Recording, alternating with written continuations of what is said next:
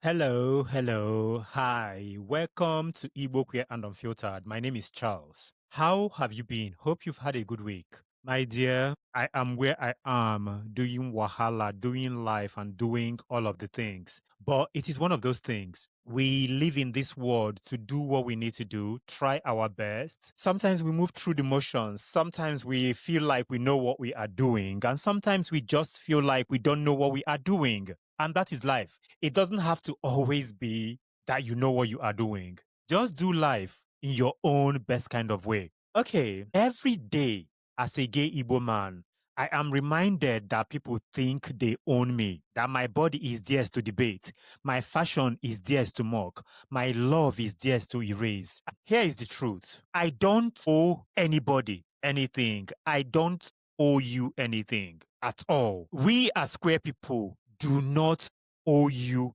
anything. I have seen people who will come on my page knowing that they like how I dress, the things that I do, but they will always look for something negative to dissect you, to discuss you. And this is what happens to every fucking queer person. If you are a trans woman, they will talk about you, they will ridicule you, they will insult you. Some of them sometimes will say certain things about you have better nyansh than me. They are complimenting you, but in that compliment, it feels like they are bitter and jealous at the same time.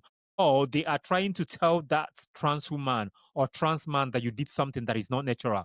It just is mad. It is mad and it does not make any sense whatsoever. One thing I do not understand for the life of me is the way some of us Africans are so obsessed with queer lives and the things that queer people do. Majority of the times where people have spoken to us crazy, they always say some of the most weirdest nonsense. The obsession with control is mad when it comes to us, queer people. Parents telling queer kids not to disgrace their family, not to disgrace the family. Yada, yada, yada, yada. My dear, some of you have uncles and brothers that are PDF files, that are pedophiles, that are criminals, that are thieves and fraudsters. But you are bothered about what your queer child is doing. You are bothered that your queer child is disgracing you. Meanwhile, you have other relatives that are Higia and Haga. This is why sometimes you have people who will have their brothers and sisters send them threats about them disgracing their family. Respect the family, you are disgracing the family and things like this. That is why we are in situations where our relatives disown us, where our relatives don't want to speak to us. The thing is, if a lot of you use half of the energy you use towards discriminating against LGBTQIA plus people, if you use that energy to do something meaningful, the world will be a better place. For someone like me who is on social media, my comment sections are filled with advice about how to live quietly. I swear, different kinds of advice from people who don't know their left from their right. Some of these people are not very clever. They are less than smart. You know, sometimes when you speak to people where you'll be like, oh my God, it's like pouring water into a colander. That is the way some of these people are. And they will advise you. And most of the times, it is never about safety. It is always about control. Because they want to control what you do, how you live your life. They want to tell you, oh, we understand there are gay people, there are queer people, there are lesbians, but just do it and be quiet about it. They want to control you.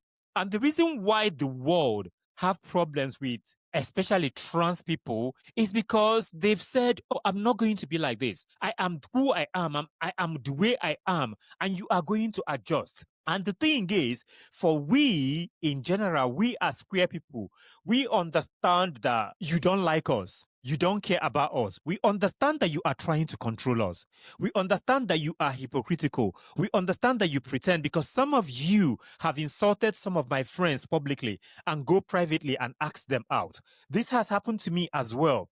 So in this time and age that we live in, if you don't allow people to control you, if you critically think, a lot of these people, especially these religious leaders, will not like you. That is why you see a lot of the nonsense everywhere where people are using this Christianity nonsense to control people. It's wild. It is wild. Why do you feel like you can police how people live their lives? There's something that happened recently where a relative of mine was claiming that I was mentioning my last name and everything and calling my family and telling people about my family and my village and all of these things in my videos. I never did that. I never did that. What I did and I have done in my video is that I have said that I'm an Igbo gay man from Njikoka local government area of Anambra State. That's all I have said. I have never mentioned my village name, where I come from, and things like this. I have never done that.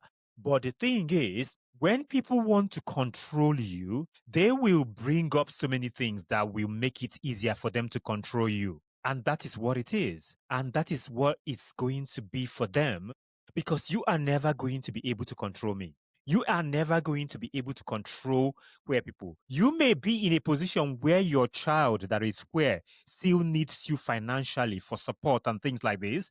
But when they get to a point where they can take care of themselves, if that child is wise enough, they will give you a massive space. I love you from afar. Family always is the first police we have as queer people.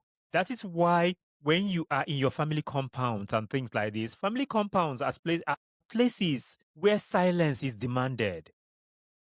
They demand your silence. You have in-laws spread rumors like my sister-in-law will do, like the way she will try to blackmail me by sending my videos to my sister. She is family because she's married to my brother. You have certain aunties and uncles that will move mad. They want to silence you. It is a demand. Siblings threaten you. Parents weaponizing shame. And you know the thing I want to tell you today? Do not allow anybody to weaponize shame. Do not allow anybody to tell you, oh, I'm going to tell people that you are gay. I'm going to shame you. Do not allow that to happen to you. There is no shame in being gay, in being a lesbian, in being a trans woman, a trans man, in being gender non-conforming, being LGBTQIA+. There is no shame in that. This is one of the biggest problems we have. That is why a lot of people are in situations where people are blackmailing them and asking them for money, because they will say to you, I am going to let people know that you are gay if you don't give me money. I have heard a lot of stories like this where people have fallen for this. My dear, let me tell you something. If people know that you are gay, what are they going to do? Excommunicate you, not speak to you, weaponize religion against you, weaponize God, threaten you, spread rumors, tell people, or tell you you are a disgrace to the family. My dear, I want to make it clear to you. You are not a disgrace to your family for being queer. You are unique. You are wonderful. You are amazing. The earlier you understand this, the better for you. A lot of us queer people will always bend backwards to fit in. We always try as much as possible to bend ourselves backwards. We try to fit in so much. I did this for the longest time, the way I dressed. I knew how I wanted to dress, how I dressed, what I liked. But I was trying as much as possible to conform. I was doing things that are very palatable, the way I dressed, the way I spoke, the things I did, for my brothers not to suspect, for my family to be okay with me. I was protecting a name and the name of people who, if anything happens to me today, they will continue to live their lives. Understand that everyone is going to be buried alone. We are going to die alone. If anything happens to you today, your families, your cousins, your brothers, your sisters, all of them will continue to lead and live their lives. Let that sink in. Society's double standards is wild. Straight people flaunt their love every day, like weddings, pregnancy shots, Valentine's Day. But if a queer couple posts themselves holding hands, posts themselves kissing, dancing together, being in love, suddenly it's immoral. It's too much. Have you ever thought of that? There's been so many times where I have posted things with my man with his face not showing. If you go in the comment section of those videos, it is wild, crazy, the things that people say. Why is it making you uncomfortable? Some of you SA children, you do wild things. Just the fact that I'm showing love, I'm showing that I love my man, and gay people are showing that they are in love, makes you uncomfortable. It becomes too much for you. It becomes immoral. Nothing is immoral about me being a gay man and showing affection and love to my partner. The thing is that the same culture that lets corruption thrive says my love is the real problem. I don't even know where to start and what to say because it's easy and it is clear for you to see this. Because everything about some of you straight people is a scam. You try as much as possible to pretend like you are the best thing. That is why you hear things like, oh, you teach people to be gay. You are teaching our children to be gay, blah, blah, blah. No, there is nothing to teach anybody. You cannot teach anyone how to be a lesbian, how to be a gay man, how to be a trans woman, how to be a trans man. No, people are born gay. Okay. I was having this conversation with somebody the other day, and the person said to me, Charles, you're very, very disobedient. You are disrespectful. You insult people. You are doing too much. In that moment, I realized, oh my freaking goodness.